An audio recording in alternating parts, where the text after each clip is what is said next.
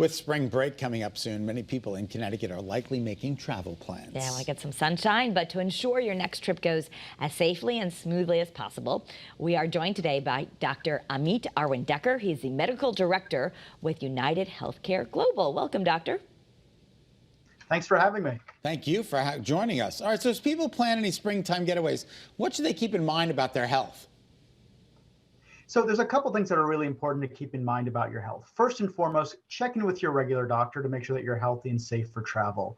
Second, if you're going to be leaving the country, make sure your immunizations are up to date with anything you might need for where you're going.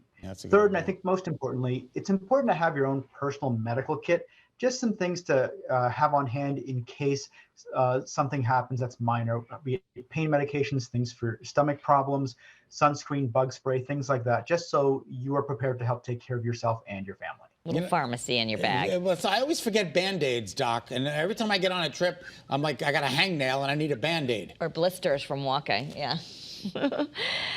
What about jet lag? Some people might be starting to travel internationally or maybe a little bit longer trip. What do we do? Is there a way to avoid it?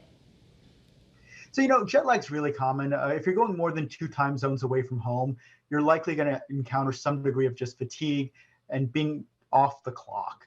A couple things you can do. First and foremost, make sure you're well rested before you go on your trip. Second, stay hydrated. And third, when you arrive to where you're going, you want to try to get sunlight in those hours when you typically wouldn't get sunlight. So if you're going east towards Europe, make sure you get that sunlight early in the morning when it's dark back home. If you're going west towards California, make sure you get that sunlight in the evenings when you might otherwise be getting ready for bed. Many people take prescription medications. What should people think about in connection to these? Lots of people are taking prescription medications. A few things to keep in mind. First and foremost, make sure that those bottles are labeled with the medications for when you're going through security. Second, keep those things on your person in your carry-on luggage. You don't want to lose them if something happens with your checked baggage.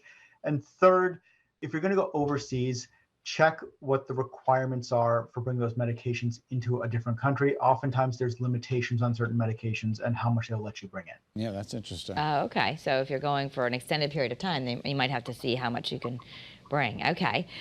So the other thing, and this has happened to people before where they don't know what to do, what happens if you get injured while you're traveling or some sort of unexpected emergency? 10% of people have a medical emergency while they're traveling overseas. If you require medical attention for that, your domestic health insurance or Medicare or Medicaid may not cover those expenses. So this is where something like a UnitedHealthcare Safe Trip policy can come in really handy. It can help pay for your expenses, find a translator for you, help you find your appropriate facility, and get you back home if necessary. If your luggage gets lost or your trip gets interrupted, they can help you with that too. What's important is, a lot of people, marijuana is now legal in Connecticut, but it might not be legal where you're going. So it's probably best to leave those kind of substances at home. Yeah, absolutely. Leave those things at home. You never know what's going to happen, and you don't want to run afoul of the law if you're going to a different place. Just before you go, because we have a little bit more time, what about CBD oil, which of course doesn't have THC? A lot of people are taking that for pain or whatever. Is that considered contraband in some places? It really is, especially if you're going out of the country. There are places where CBD is considered just another form of marijuana and is not allowed. So if at all possible, I would check the regulations, but better play safe than sorry and leave those things at home. Exactly. Okay. All right. Our last question is, where are you going on spring break and can we come?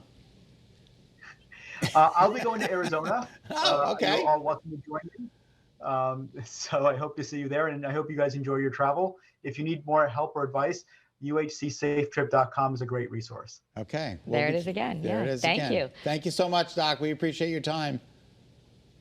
Thank you. Yeah. So we're both going to be doing a little traveling soon. Yes. I gotta locate all my stuff.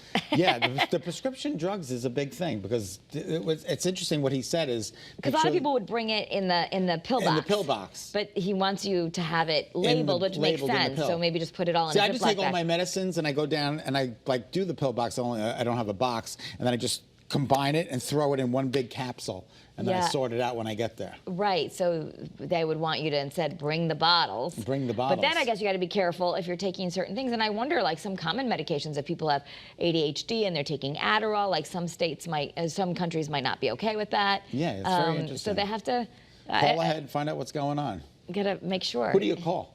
Ghostbusters?